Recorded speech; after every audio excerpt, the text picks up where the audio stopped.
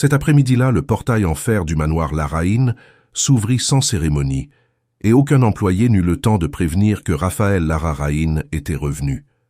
Il devait rester encore 2 jours à Concepción, en train de conclure l'achat d'un terminal portuaire, mais une sensation lourde l'accompagnait depuis le dernier appel d'Antonia. Sa voix avait semblé trop calme, comme si chaque mot avait été choisi pour ne pas se briser. Raphaël descendit de la voiture avant même que le chauffeur contourne l'entrée, tira la petite valise du siège et entra par le côté, décidé à surprendre son épouse enceinte avec des excuses et un dîner tranquille. Le manoir était éclairé, impeccable, sentait les fleurs chères et la cire fraîche, mais il y avait un silence étrange dans les couloirs. Martha, la gouvernante qui travaillait là depuis 20 ans, apparut près de l'escalier avec les yeux écarquillés. « Monsieur Raphaël, je pensais que vous n'arriveriez que samedi. » Il remarqua la tension sur son visage. « Où est Antonia ?» Martha regarda vers la porte du salon principal et resta muette une seconde de trop. Raphaël n'attendit pas de réponse. Il marcha jusqu'à la porte entr'ouverte et s'arrêta lorsqu'il entendit la voix de sa mère. « Tu ne vas pas t'asseoir à la table des Larraín avec cette robe simple, » disait Elena, avec une douceur qui coupait plus qu'un cri. Une épouse de Raphaël doit avoir l'air digne, surtout lorsqu'elle porte son enfant. Antonia répondit doucement. « Je suis fatiguée, Madame Elena. Le médecin m'a prescrit du repos. » « Du repos ?» Elena rit sans humour. Curieux comme le repos apparaît toujours lorsque quelqu'un demande de la tenue. « Tu es entrée dans cette maison par le mariage, ma chère, mais tu agis encore comme une invitée reconnaissante. » Raphaël sentit sa main serrer la poignée de la valise. Par la fente, il vit Antonia debout près du canapé clair, une main protégeant son ventre de presque 6 mois. La robe bleue qu'elle portait était simple, jolie, mais Elena la tenait par la manche, comme si elle examinait un défaut. Sur la table, il y avait un plateau intact et à côté une grosse enveloppe. Antonia avait le visage pâle, mais ses yeux restaient fermes. « Je n'ai pas besoin de prouver ma valeur avec un tissu coûteux, » dit-elle. Elena inclina la tête. « Non, tu dois la prouver par l'obéissance. Demain, il y aura des invités, des photographes, des conseillers du groupe. » Raphaël ne peut pas apparaître à côté d'une femme qui semble sortie de la cuisine. Martha, toujours derrière Raphaël, porta la main à sa bouche. Il resta immobile, non par doute, mais par choc. La mère qui souriait à Antonia devant lui, qu'il appelait sa fille lors des déjeuners formels, était là, transformant chacun des gestes de son épouse en honte. Antonia respira avec difficulté. « Je ne fais pas partie de la décoration de cette maison. » Elena approcha l'enveloppe. « Alors signe, ce n'est qu'un accord de protection. Tu passes quelques semaines dans l'appartement de Providencia, loin des événements, jusqu'à ce que tu apprennes à te comporter. Personne n'a besoin de savoir que tu es parti sur mon conseil. Raphaël est trop occupé pour gérer tes caprices. » Le mot « occupé » frappa Raphaël comme une accusation. Il se souvenait des messages d'Antonia disant qu'elle se sentait déplacée, des nuits où elle préférait dîner dans la chambre, des moments où il avait répondu que sa mère était exigeante, mais pas méchante. Maintenant, chaque souvenir revenait avec un autre poids. Antonia regarda l'enveloppe puis Elena. « Vous voulez me cacher parce que j'ai des origines simples ou parce que vous avez peur de ce dont je peux me souvenir ?» L'expression d'Elena changea. Ce fut rapide, presque invisible, mais Raphaël connaissait cette rigidité. C'était le même visage qu'elle utilisait lorsqu'une négociation échappait à son contrôle. « Ne confonds pas imagination et importance, » répondit Elena. Antonia toucha l'ancien collier en forme de coquillage qu'elle portait au cou. « Ma mère disait que les familles puissantes préfèrent appeler imagination ce qu'elles ne veulent pas avouer. » Elena devint blanche pendant un instant. « Ta mère ne devait pas parler de famille puissante. Elle nettoyait des chambres d'hôtel. Et pourtant, elle avait plus de dignité que bien des gens qui y dormaient, » dit Antonia. Raphaël poussa la porte avant même de réfléchir. Le bois heurta le mur et les 2 femmes se retournèrent. Antonia perdit immédiatement ses couleurs, non de soulagement, mais de honte d'avoir été vue dans un moment aussi vulnérable. Cela fit plus mal à Raphaël que n'importe quelle phrase d'Elena. « Suis-je arrivé trop tôt ou trop tard ?» demanda-t-il. Elena recomposa son visage avec rapidité. « Raphaël, mon fils, tu n'as entendu qu'une partie d'une conversation délicate. J'en ai entendu assez, » dit-il en regardant l'enveloppe. « Quel est cet accord ?» Antonia baissa les yeux.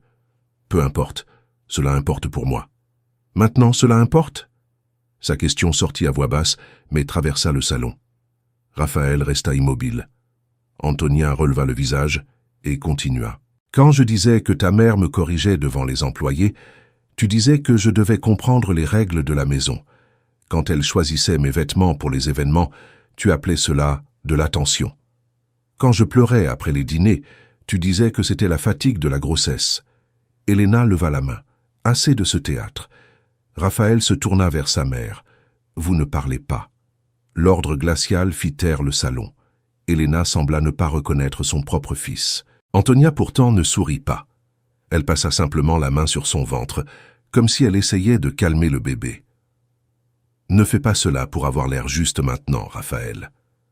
Ne transforme pas une découverte tardive en courage. » Il ouvrit la bouche, mais ne trouva aucune défense.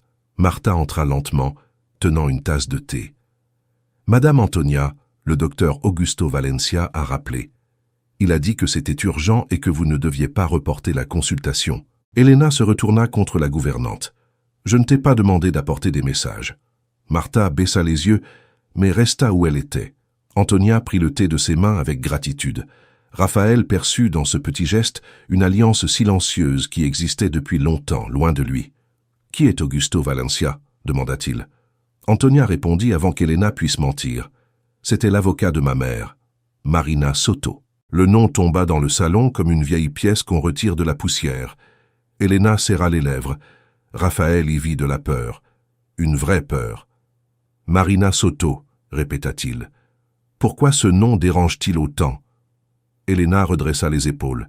« Parce que certaines personnes reviennent du passé en utilisant des filles, des ventres et des histoires tristes pour réclamer ce qui ne leur a jamais appartenu. » Antonia s'approcha de la table et plaça l'enveloppe entre les mains de Raphaël. « Lys, alors, vois comment ta mère a essayé de résoudre mon existence. » Il ouvrit les pages. Il y avait des clauses d'éloignement, de confidentialité, de renonciation à de futures réclamations et une somme élevée pour qu'Antonia quitte temporairement le manoir. Ce n'était pas de l'attention. C'était une expulsion enveloppée dans du papier élégant. Raphaël sentit son visage brûler. « Tu allais signer ?» Antonia le fixa. « Non. Je voulais seulement savoir jusqu'où elle irait pendant que tu n'étais pas là. » La réponse détruisit sa dernière illusion. Raphaël regarda Elena puis son épouse et comprit que son retour inattendu n'avait pas sauvé Antonia. Il avait seulement révélé ce qu'elle supportait déjà seule. Dehors, la mer semblait tranquille, mais à l'intérieur de cette pièce, tout commençait à s'effondrer. Raphaël comprit que le véritable voyage n'était pas de rentrer à la maison. C'était de découvrir que, pendant qu'il s'enrichissait au loin, sa propre maison était devenue l'endroit où Antonia apprenait à se défendre sans lui chaque jour. Cette nuit-là, Antonia n'accepta pas de retourner dans la chambre principale. Elle monta lentement les escaliers, accompagnée par Martha, et entra dans l'ancienne chambre d'amis qui donnait sur le jardin latéral. Raphaël la suivit jusqu'au couloir, mais s'arrêta lorsqu'elle ferma la porte sans la claquer, seulement avec une fermeté triste. Pour la première fois, cette simple porte sembla plus grande que n'importe quel mur du manoir. Il resta devant elle, écoutant de petits pas des tiroirs qu'on ouvrait, le son étouffé d'une respiration essayant de ne pas devenir des pleurs. Martha sortit quelques minutes plus tard, portant un plateau vide. « Monsieur, elle a besoin de se reposer. » Raphaël regarda la gouvernante. « Depuis combien de temps ma mère fait-elle cela ?» Martha serra le plateau contre sa poitrine. « Dans cette maison, monsieur, certaines cruautés arrivent vêtues de conseils. » Il comprit que la réponse était « depuis trop longtemps ». Avant qu'il puisse insister, Martha ajouta « Madame Antonia a essayé de parler. » Plus d'une fois. Raphaël sentit la phrase s'installer comme une pierre dans son estomac. Dans le bureau, Elena l'attendait comme quelqu'un qui occupe un trône. L'enveloppe était sur la table, maintenant refermée, et à côté se trouvait un dossier en cuir qu'il n'avait pas vu auparavant. « Tu commets une erreur, » dit-elle. Raphaël verrouilla la porte. « L'erreur a été la mienne lorsque j'ai laissé Antonia seule avec vous. » Elena poussa un soupir fatigué. « Je l'ai préparée à la place qu'elle a choisi d'occuper. Tu appelles cela de la maltraitance parce que tu es arrivé au milieu de la scène. Moi, j'appelle cela de la discipline familiale. La discipline n'humilie pas une femme enceinte. » Elena leva les yeux. « La grossesse ne transforme personne enceinte. » Raphaël marcha jusqu'au dossier en cuir et l'ouvrit. À l'intérieur, il y avait de vieux articles découpés, des copies de registres de l'hôtel El Peñón et une photographie déchirée. Sur l'image, son père apparaissait plus jeune à côté d'une femme aux cheveux foncés, portant au cou le même collier de coquillage qu'Antonia. Au verso, écrit avec une encre presque effacée, se trouvait le nom Marina Soto. Raphaël mit du temps à respirer. Qui était-elle? Elena se leva rapidement. « Cela ne te regarde pas. Cela me regarde quand vous utilisez sa fille pour effrayer mon épouse. » Le masque d'Elena trembla. Marina était une employée ambitieuse. Elle s'est rapprochée de ton père lorsqu'il traversait une période de faiblesse. Elle a presque détruit notre famille. Raphaël regarda de nouveau la photo. Elle ne ressemblait pas à une menace. Elle ressemblait à quelqu'un qui essayait de rester debout. Elena rit avec amertume. Tu ne sais rien des femmes qui sourient avec humilité tout en calculant tout. Raphaël referma le dossier. Aujourd'hui, j'ai vu du calcul. Ce n'était pas dans le sourire d'Antonia. De l'autre côté du manoir, Antonia s'assit sur le lit de la chambre d'amis, tenant son téléphone éteint.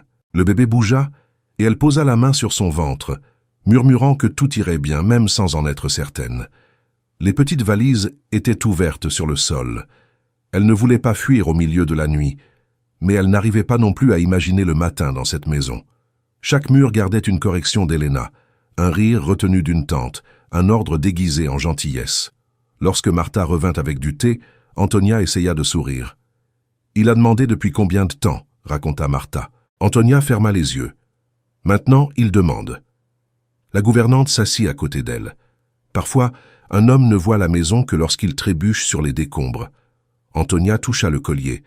Ma mère disait que l'amour qui a besoin d'un témoin pour croire à la douleur arrive toujours en retard. Martha regarda le collier avec respect. Votre mère était sage. Antonia serra les doigts autour du coquillage doré. Elle avait peur aussi. Le docteur Augusto disait qu'elle avait gardé des documents parce qu'un jour j'en aurais besoin. Je n'ai jamais voulu en avoir besoin. Martha hésita. Donna Elena a peur de ces documents. Je sais. Je ne sais seulement pas encore pourquoi. Le téléphone de Martha vibra. C'était un message du portier. Une voiture envoyée par Augusto arrivait discrètement par l'entrée latérale. Antonia respira profondément. Cette nuit-là encore, elle devait partir. Non pas pour abandonner Raphaël, mais pour empêcher Elena de décider de sa vie avant que la vérité ait une voix. Dans le bureau, Raphaël entendit des pas et comprit que Martha descendait l'escalier avec une valise. Il ouvrit la porte et traversa le couloir presque en courant. Il trouva Antonia dans le hall latéral, portant un manteau léger par-dessus sa robe bleue. Son visage était fatigué, mais décidé. « Tu t'en vas » demanda-t-il. « Je vais à l'appartement de ma mère. » Raphaël sentit la peur le serrer. « Antonia, attends, je peux expulser ma mère du manoir aujourd'hui. » Elle secoua la tête. « Tu penses encore que me protéger, c'est déplacer les gens comme des pièces. Je n'ai pas besoin que tu expulses quelqu'un pour que je respire. J'ai besoin de savoir si tu es capable de regarder tout ce que tu as permis. » Il s'approcha, mais s'arrêta en comprenant qu'elle reculerait. Je ne l'ai pas permis en sachant. « Justement, Raphaël, tu ne savais pas parce qu'il était plus confortable de ne pas savoir. » Elena apparut en haut de l'escalier. « Excellent. Tu vas partir en faisant une scène ?» Antonia releva le visage. « Non, Madame Elena. La scène, c'est de faire semblant d'être bonne devant votre fils et de me briser en silence lorsqu'il voyage. » Raphaël se tourna vers sa mère. « Ça suffit. » Elena descendit 2 marches. « Si elle passe ce portail maintenant, demain tout le monde saura que ton épouse enceinte a abandonné le manoir après une dispute d'argent. » Antonia sourit sans joie. « Alors, vous avez déjà préparé le mensonge. J'ai préparé la défense de la famille. » Raphaël répondit avant qu'Antonia puisse parler. « Ma famille est en train de descendre l'escalier avec une valise parce qu'elle a été maltraitée dans ma maison. Le reste n'est qu'un nom vide. » Elena trembla, et à cet instant, Antonia vit quelque chose qu'elle n'attendait pas. Raphaël ne semblait pas seulement en colère. Il semblait honteux. La voiture arriva. Martha ouvrit la porte latérale, gardant les yeux baissés pour cacher ses larmes.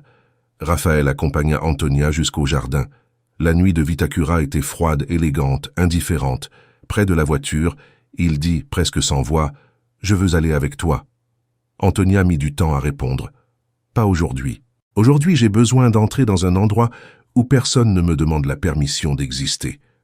La phrase le laissa immobile. Elle entra dans la voiture et ferma la porte. Avant que le chauffeur démarre, elle baissa la vitre. « Raphaël, si tu veux me retrouver, ne viens pas avec des fleurs, des promesses ou de la colère contre ta mère. Viens avec de vraies questions. » La voiture traversa le portail et Raphaël resta à l'entrée en serrant le dossier de Marina Soto contre sa poitrine. Derrière lui, Elena demeurait sur l'escalier, rigide comme un vieux portrait. Il ne se retourna pas. Pour la première fois, le manoir semblait trop grand et trop vide. Ce n'était pas Antonia qui abandonnait la famille.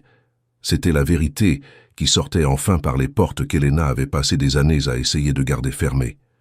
Sur le chemin de Providencia, Antonia observa les lumières de Santiago se refléter dans la vitre de la voiture. Le téléphone vibra avec un message d'Augusto Valencia. « Je vous attends. Apportez le collier, la lettre et tout ce que votre mère a laissé. » Antonia toucha le coquillage à son cou et sentit la présence de Marina comme une main invisible sur son épaule. Elle ne savait pas quel document elle trouverait, ni quelle version du passé elle devrait affronter.